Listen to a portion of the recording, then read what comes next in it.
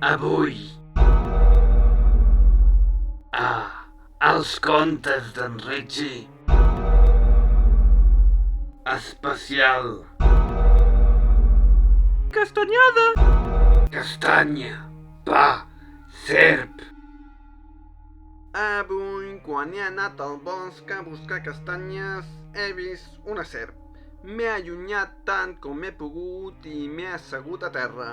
He estat gairebé mitja hora observant què feia la serp. M'he tret la motxilla de l'esquena, l'he oberta, he agafat la carmanyola i n'he tret l'entrepà.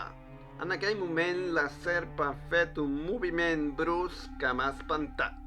Amb l'espant he tirat ben lluny el meu entrepà de formatge i pernil dolç.